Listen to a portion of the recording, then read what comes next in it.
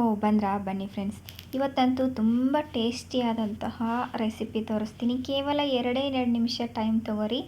ಈ 2 ನಿಮಿಷದಲ್ಲಿ ನೋಡಿದ ರೆಸಿಪಿಯನ್ನು ನೀವು ಜೀವನ ಪೂರ್ತಿ ಮರೆಯಲ್ಲ, ಅಷ್ಟು ಟೇಸ್ಟ್ ಚೆನ್ನಾಗಿರುತ್ತೆ. ಇದನ್ನು ನಾನು ಮೊನ್ನೆ ಟೂರ್ಗೆ ಹೋಗಿದ್ವಿ. ಆ ಟೂರಲ್ಲಿ ಟೇಸ್ಟ್ ಮಾಡಿದ್ದೆ ರೆಸ್ಟೋರೆಂಟಲ್ಲಿ. ಅದನ್ನೇ ಮನೆಯಲ್ಲಿ ಟ್ರೈ ಮಾಡಬೇಕು ಅಂತ ಬಂದು ಟ್ರೈ ಮಾಡಿದೆ. ಹೇಗಿತ್ತು ಗೊತ್ತಾ? ಸಖತ್ತಾಗಿತ್ತು ಫ್ರೆಂಡ್ಸ್. ಇವಾಗ ನಾನು 3 ರೀತಿ ಬೇಳೆಗಳನ್ನು ತೊಳೆದ್ಬಿಟ್ಟು ತೊಗೊಂಡಿದ್ದೀನಿ. ಒಂದು ಹೆಸರುಬೇಳೆ, ಕಡಲೆಬೇಳೆ, ತೊಗರಿಬೇಳೆ ತೊಗೊಂಡಿದ್ದೀನಿ. ನೀವು ಕಡಲೆಬೇಳೆ ಬೇಡ ಅಂದರೆ ಸ್ಕಿಪ್ ಮಾಡ್ಕೋಬೋದು. 3ನೇ 1 ಭಾಗ ಅಂದರೆ 3 ಕಪ್ಪು ಬೇಳೆ ಇದ್ದರೆ 1 ಕಪ್ಪಷ್ಟು ಅಕ್ಕಿ ತೊಗೋಬೇಕು. ನಾನು ಅನ್ನ ತೊಗೊಂಡಿದ್ದೀನಿ.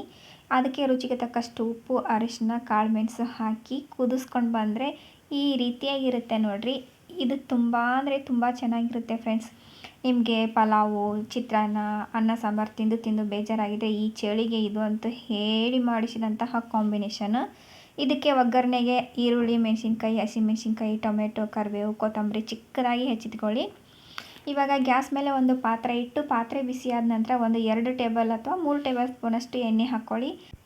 ಎಣ್ಣೆ ಬಿಸಿಯಾಗಿಂದ ಜೀರಿಗೆ, ಸಾಸಿವೆ ಸಿಡಿದಾದ ನಂತರ ಚಿಕ್ಕದಾಗಿ ಹೆಚ್ಚಿದಂತಹ ಈರುಳ್ಳಿ, ಹಸಿಮೆಣಸಿನ್ಕಾಯಿ, ಬೆಳ್ಳುಳ್ಳಿ, ಕರಿಬೇವು ಎಲ್ಲವನ್ನು ಹಾಕಿ ಚೆನ್ನಾಗಿ ಫ್ರೈ ಮಾಡ್ಕೊಳ್ಳಿ. ಇದಕ್ಕೆ ರುಚಿಗೆ ತಕ್ಕಷ್ಟು ಉಪ್ಪು ಹಾಕ್ಕೊಳ್ಳಿ. ಇವಾಗ ಅಂದರೆ ಚೆನ್ನಾಗಿ ಬೆಂದ್ಕೊಳ್ತಾವೆ ಅನ್ನೋದಕ್ಕೋಸ್ಕರ.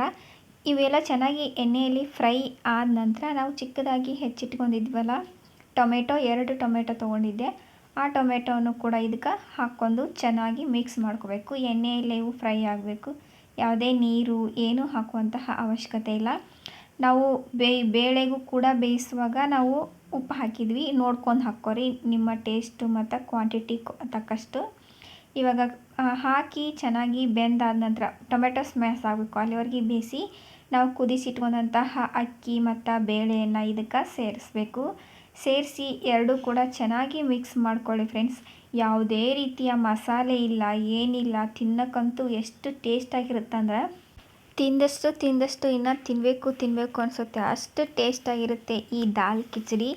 ಈ ರೆಸ್ಟೋರೆಂಟಲ್ಲಿ ಯಾವ ರೀತಿ ಟೇಸ್ಟ್ ಇತ್ತಲ್ಲ, ಸೇಮ್ ಅದೇ ರೀತಿ ಟೇಸ್ಟ್ ಬಂದಿದೆ. ನೀವು ಕೂಡ ಟ್ರೈ ಮಾಡಿ ಹೇಗೆ ಬಂತು ಅಂತ ಕಮೆಂಟ್ ಮೂಲಕ ತಿಳಿಸಿ.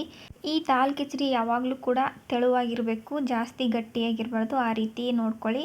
ಇವಾಗ ಕೊತ್ತಂಬರಿ ಸೊಪ್ಪನ್ನು ಹಾಕ್ಕೊಂಡಿನಿ. ಫೈನಲ್ ಆಗಿ ದಾಲ್ ಕಿಚಡಿ ರೆಡಿ ಆಯಿತು. ಹೇಗೆ ಬಂತು ಅಂತ ತಿಳಿಸಿ. ಮತ್ತೆ ಸಿಗ್ತೀನಿ. Thank you.